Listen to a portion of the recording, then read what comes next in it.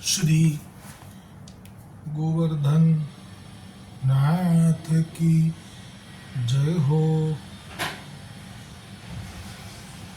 श्री गोकुलनाथ जी विरचित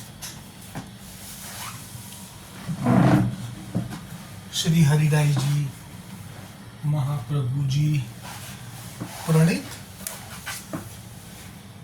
84 वैष्णवन की वार्ता।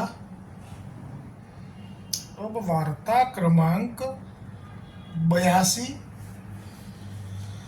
अब श्री महाप्रभु जी वल्लभाचार्य जी के सेवक परमानंद स्वामी कनौजिया ब्राह्मण कनौज में रहते, जिनके पद गायत है अष्टछाप में, तिनकी वार्ता को भाव कहते हैं। श्री हरिराय जी महाप्रभु जी भाव प्रकाश में श्री गोकुलनाथ जी की प्रेरणा थी वर्णन करता कहे छे के सुये परमानंद दास जी लीला में अष्ट सखान में तोक सखा को प्राकट्य है।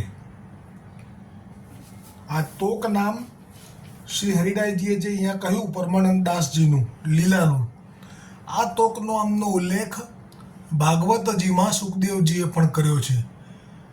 केवुं भाग्य छे कलयुगमां प्रगट थयेला सौ देवी जीवोनुं के तेमने पूर्ण पुरुषोत्तम श्री कृष्णचंद्र भगवानना जे नित्य गोलोकना सखाओ छे ते सखाओना भूतल पर दर्शन थवा ए तो जे ते वखतना वैष्णवोना भाग्यनी वात थई, परंतु ते कृष्ण प्रभुना सखाओ के जे भागवत जीवा वर्णन छे जे नित्य लीलामां साथे लीला करी रह्या छे तेमना अहींया भूतल पर प्रगट थई ठाकुरजीनी लीलाओना दर्शन करी ते दर्शन प्रमाणे ज पदनी रचना करवी अने ए पदो आजे वैष्णवोने सुलभ थया छे। एटले ज आ खरेखर बहु दुर्लभ छे। जुओ रामचंद्रजी प्रगट थया तो आ सखाओमांथी कोई नीचे नथी आव्या, नरनारायण प्रगट थया तो आ कोई प्रगट नथी थया अष्ट सखाओ, अने जे बीजा पण विष्णु भगवानना वामन आदि अवतार थया एमां पण कोई प्रगट नथी थया साथे, सीधे सीधा ज त्यां प्रगट थई गया अदितिने त्यां कश्यप मुनिना आश्रममां। अने आ तो पूर्ण पुरुषोत्तम જ્યારે પ્રગટ થાય ત્યારે આપ એકલા પ્રગટ નથી થઈ શકતા, આપના પ્રેમી નિજજનો જ્યારે ભૂતલ પર હોય તો જ આપ પ્રગટ થાય। તો જે 5000 વર્ષ પહેલાં આ જ તોક સખા જે પ્રગટ થયા હતા શ્રી કૃષ્ણ પ્રભુની માટે થઈને, એ અત્યારે જ મહાપ્રભુજી અને શ્રી ગુસાઈજી માટે થઈ અને આપ પરમાનંદ દાસ નામ ધરી અને એ જ તોક સખા પ્રગટ થયા છે।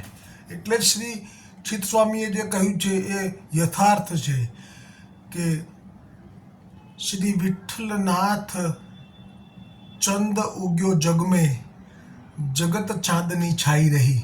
એમાં છેલ્લી ટૂંક ચિત્ત સ્વામી ગિરિધરણ શ્રી વિઠ્ઠલ અબજો ભઈ સો કબ ન ભઈ। એટલે તમે કલ્પના નહીં કરી શકો વાલા વૈષ્ણવો કે સતયુગ દ્વાપરયુગ અને ત્રેતાયુગમાં પણ આ થયું નથી, એવી આ કૃપા કલયુગના માટે સુલભ થઈ છે। તો ये परमानंद दास जी लीला में तोक सखा को प्राकट्य है। सो तोक सखा को दूसरो स्वरूप निकुंज में सखी रूप है। ता स्वरूप को नाम चंद्रभागा है। जेम सूरदास जी बे स्वरूपे लीला करी रह्या छे ब्रजमां, एक तो कृष्ण नामथी सखा छे श्री कृष्ण प्रभुना અને બીજું ચંપકલતા સખી છે શ્રી સ્વામિનીજીની। તેવી જ રીતે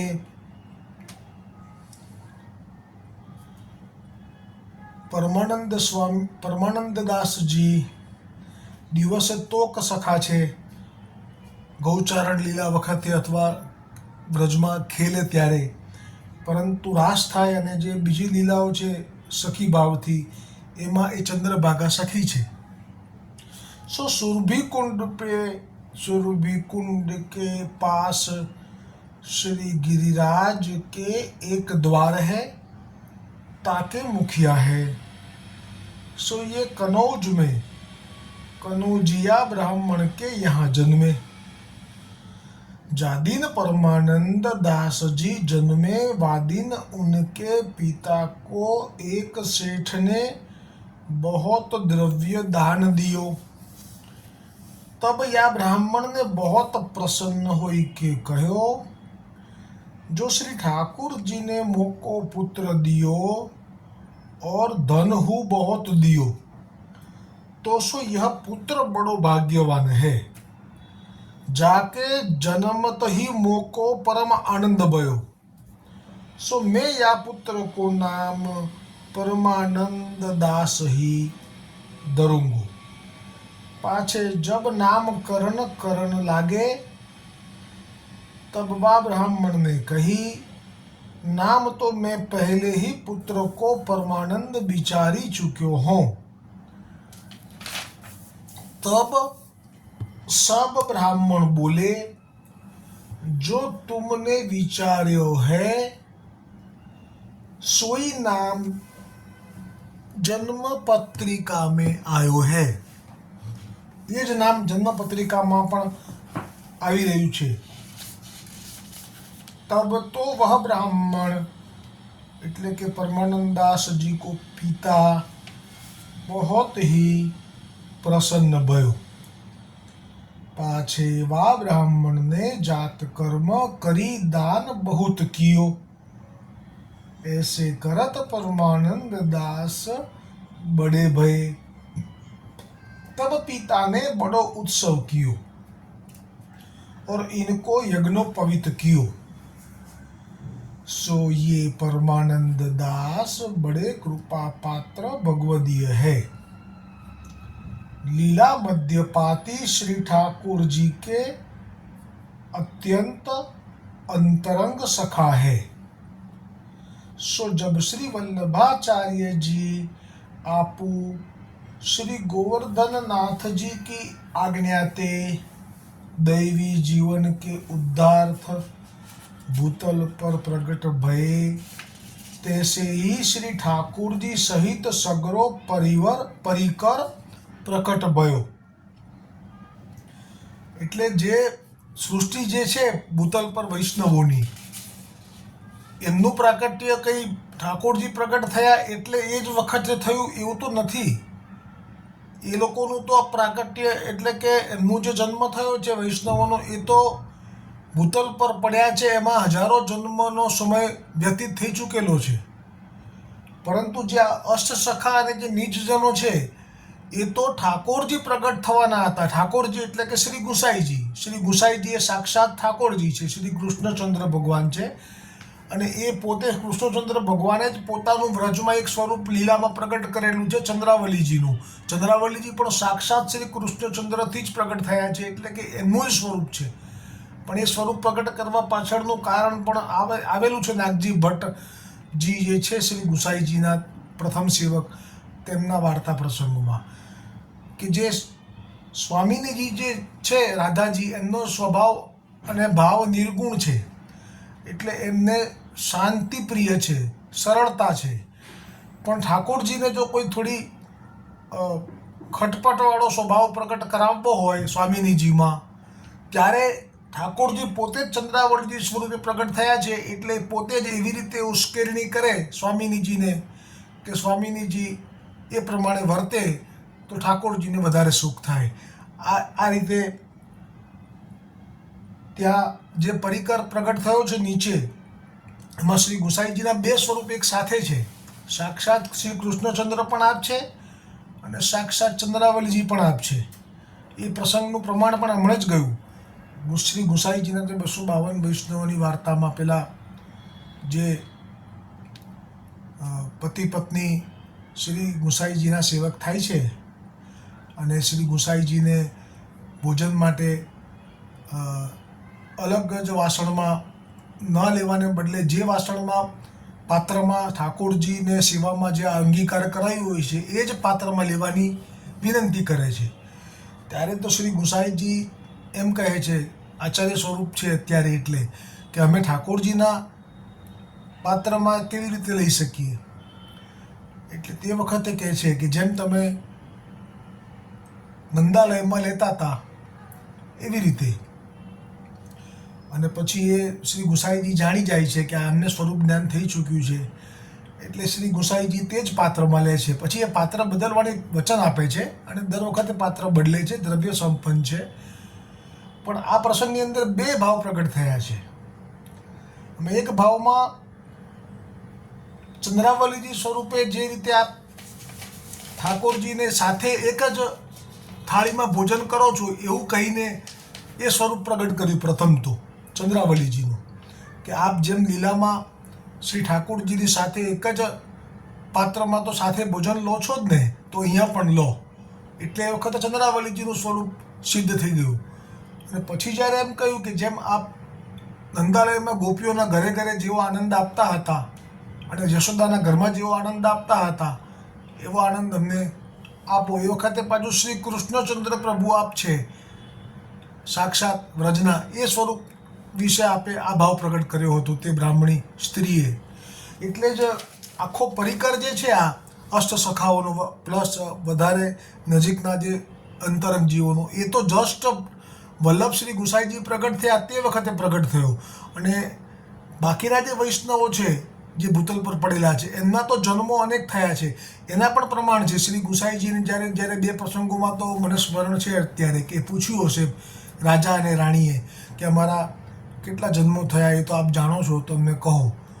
ત્યારે શ્રી ગુસાઈજીએ કહ્યું કે તમારા જન્મો તો અનેક થયા છે, બધા જન્મો કહેવા બેસું તો પાર નહીં આવે, પણ આ ગયા જન્મમાં તમે આ હતા એમ કરી અને જે પેલું ખેતરમાં કોકની પત્ની અને કોકનો પતિ અને ભેગા થતા અને જે સંબંધ બાંધેલો અને યમદૂતો લેવા આવ્યા હતા એ પ્રસંગ. અને બીજા બી એક પ્રસંગમાં આવી રીતે કેટલા જન્મો થયા એમ પૂછ્યું ત્યારે એક જ જન્મની વાત કરી, બહુ વિશેષ વાતો ના કરી, કેમ કે જન્મો વૈષ્ણવોના અનેક થયા છે. પણ અહીંયા જે હરિરાયજી ભાવપ્રકાશમાં કહે છે કે જે અષ્ટસખાઓ વગેરે છે એ તો જેવા શ્રી ઠાકોરજી જ્યારે પ્રગટ થયા વ્રજમાં અને એ લોકો બધા પ્રગટ થયા એવી રીતે જ અહીંયા મહાપ્રભુજી શ્રી ગુસાઈજી એટલે કે શ્રી સ્વામિનીજી અને શ્રી કૃષ્ણચંદ્ર પ્રગટ થયા એટલે તે બધા પ્રગટ થયા છે એમ શ્રી હરિરાયજીએ ભાવ પ્રકાશમાં વર્ણન કર્યું.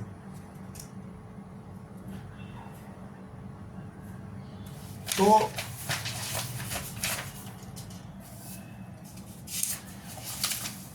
અહીંયા તો प्रसंग में पछी आगळ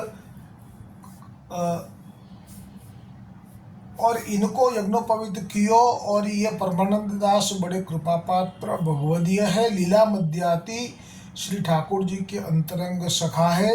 सो जब श्री वल्लभाचार्य जी आपू श्री गोवर्धन नाथ जी की आज्ञाते दैवी जीवन के उद्धार्थ भूतल पर प्रकट भये, तैसे ही श्री ठाकुर जी सहित सगरो परिकर प्रकट भयो। सो दैवी जीव अनेक देशांतर में प्रकट भये। सो गोपाल दास जी वल्लभाख्यान में गाए है, जो अनेक जीव ने कृपा करवा देशांतर प्रवेश। सो कनौज में परमानंद दास जी बहुत ही प्रसन्न बालपने ते रहते, पाछे ये बड़े योग्य भय और कविश्वर हूँ भय। वे अनेक पद बनाई के गावते, सो स्वामी कहावते और सेवक हूँ करते।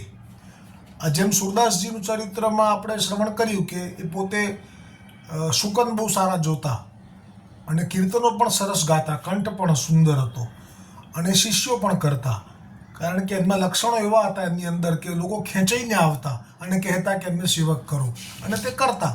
એવી જ રીતે પરમાનંદદાસજી કરતા, એટલે જ પરમાનંદદાસજીને પહેલા પરમાનંદ સ્વામી તરીકે ઓળખવામાં આવતા. सो परमानंद दास के साथ समाज बहुत અનેક ગુણીજન સંગ્રહ, એટલે એ હંમેશા બહુ જ બધા લોકોથી ઘેરાયેલા રહેતા, એટલો બધો એમનો એ સમયે પ્રભાવ હતો. એક સમય કનોજને અકાલ પડ્યો, એટલે કે દુકાળ પડ્યો. સો હાકિમ કી બુદ્ધિ બિગડી, એટલે હાકિમ એટલે કે સત્તાધારી હોય રાજનીતિમાં, જેનું કાયદેસર જોર ચાલતું હોય, જેની ઉપર કોઈ જઈ ના શકે એવો હાકિમ હોય, એની બુદ્ધિ બગડી. દુકાળ પડ્યો એટલે એનો લાભ લીધો. સો ગામ મેં સો દંડ લ્યો, એટલે દુકાળનું બહાનું બનાવી અને બધા પાસે જબરજસ્તીથી પૈસા પડાવવા લાગ્યો, માગવા લાગ્યો. और परमानंद दास के पिता को तो सब द्रव्य लूटी लियो. હવે જ્યારે કોઈ સરકારનો માણસ આવીને તમારું ધન લઈ જાય તો તમે કોને ફરિયાદ કરવા જાઓ? એટલે કહેવત છે, વાડ ચીબડા ગળે, તો કોને કહેવું? तब माता पिता बहुत दुख पाए के परमानंद दास सो कहे हम तेरो ब्याह હું ન કર પાए. અચાનક જ દ્રવ્ય બધું લઈને ગયા એટલે મા બાપને દુઃખ થયું કે અમે તારા લગ્ન પણ ના કરી શક્યા. ઓર સબ દ્રવ્ય ગયો. તાસો અબ તું કમાઈ વેકો ઉપાય કર.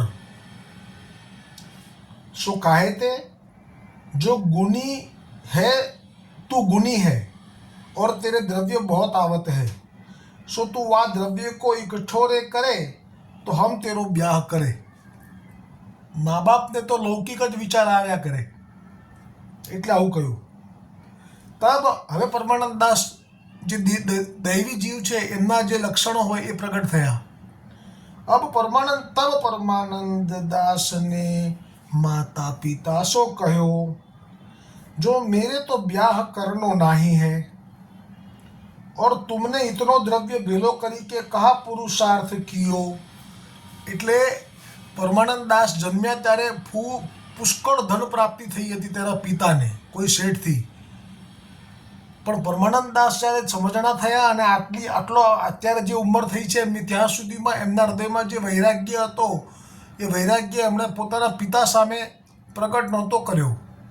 પણ હવે લગ્ન માટે આટલું દબાણ કર્યું અને એ લગ્નના ખર્ચા માટે કમાવા માટે કહ્યું, ત્યારે પરમાનંદ દાસનો અસલ સ્વભાવ જે દૈવી લોકોનો હોય તે પ્રગટ થતા કહી દીધું કે મેરો તો બ્યાહ કરનો નહીં હે.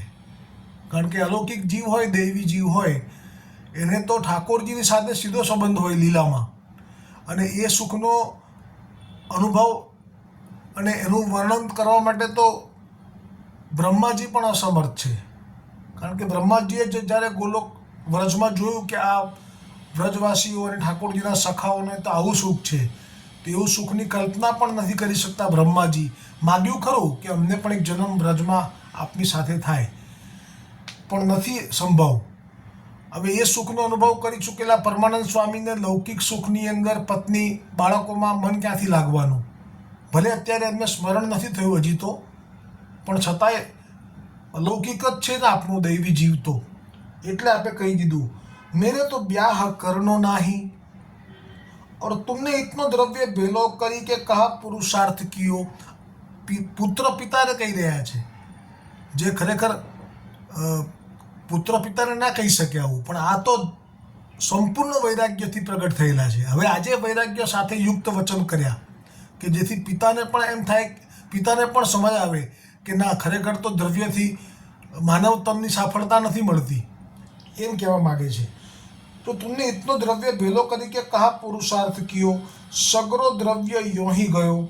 तासो द्रव्य आय को फल यही है जो वैष्णव બ્રાહ્મણ કો ખવાવનો.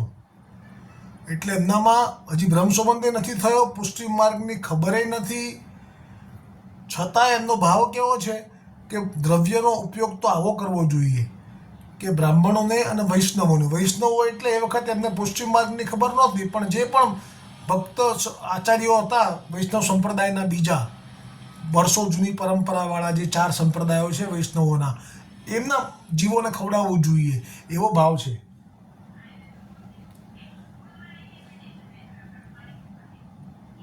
तासो मैं तो द्रव्य को संग्रह कबू नहीं करूंगो.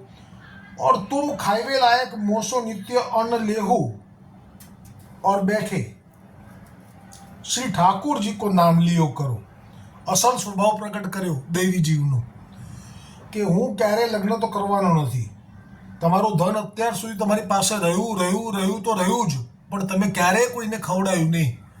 બસ તમારી છાતીએ વળગાડીને બેસી રહ્યા. અને હવે લઈ ગયો પેલું હાકીમ, તો ખરેખર તો તમે કશું કરી જ નથી શક્યા. તમારે સત્કર્મ કરવાનું હતું જ્યારે, એ તો તમે કરી નથી શક્યા. ને હવે તમે મને કહો છો કે હું ધન કમાવા માટે જઉં. તમારી જેમ તમે જેમ અત્યાર સુધીમાં કશું ના કરી શક્યા, મારે એવું જીવન જીવવું નથી.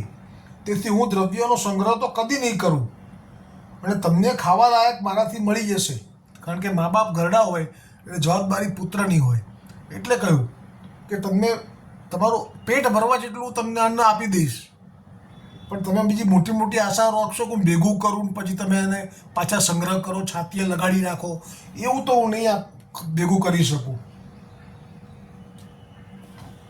और बैठे श्री ठाकुर जी को नाम लियो करो. आहा, ઠાકોરજીનું નામ લેવા માત્રથી જ જીવોના જન્મો જન્મના પાપો કપાઈ જાય છે.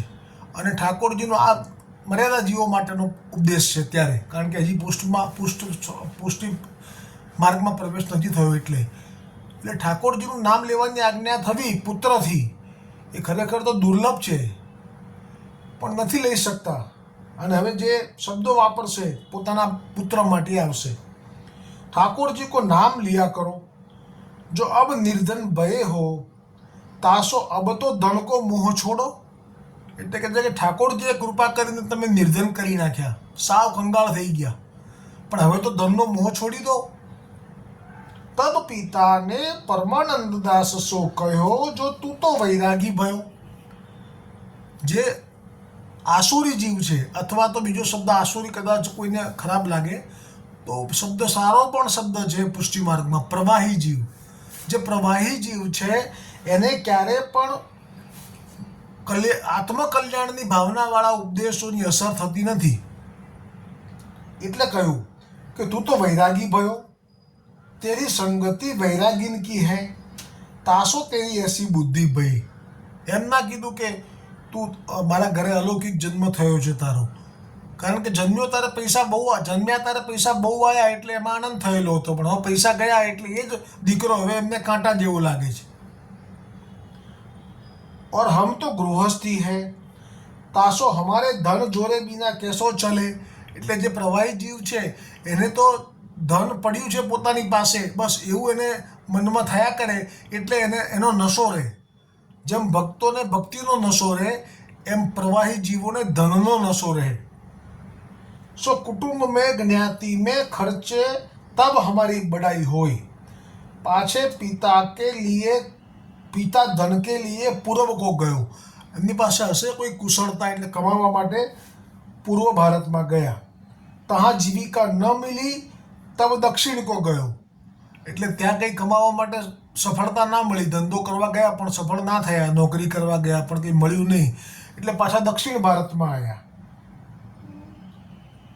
और તહાં દ્રવ્ય મિલ્યો સો તહાં રહ્યો.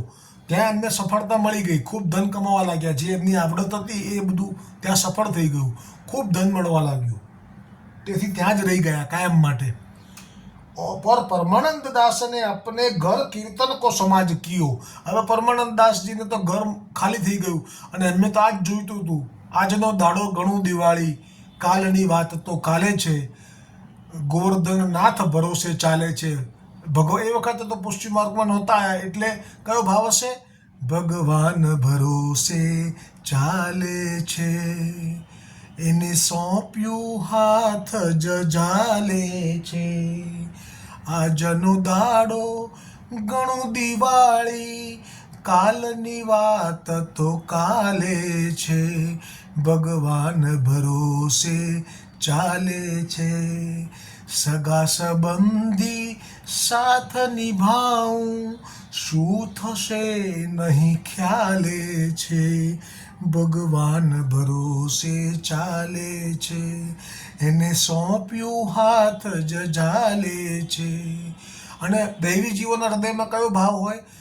પુણ્ય શ્રીજી પ્રભુ મને હજુ ના મળ્યા એટલું મનમાં સાલે છે. મારા પ્રભુજી મને હજુ ના મળ્યા એટલું મનમાં સાલે છે. ભગવાન ભરોસે ચાલે છે, એને સોંપ્યું હાથ જ જાલે છે. તો આ ભાવ છે પરમાનંદ દાસજીનો પુષ્ટિ માર્ગમાં આવ્યા પહેલાનો, અને તેથી તે ગામમાં એ પ્રસિદ્ધ થઈ ગયા.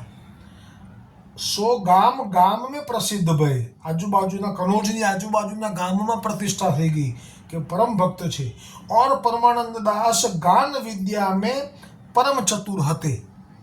એટલે આટલું અહીંયા હરિરાયજી મહાપ્રભુજીએ ભાવ પ્રકાશમાં વર્ણન કર્યું છે, જે અહીંયા પૂરું થયું છે. આવતીકાલે હવે શ્રી ગોકુલનાથજી કૃપા કરીને વાર્તા પ્રસંગ એક પરમાનંદ દાસજીનો કરશે, તે આવશે આવતીકાલે. શ્રી વલ્લભાધીશ કી જય હો, શ્રી ગોવર્ધનનાથ કી જય હો.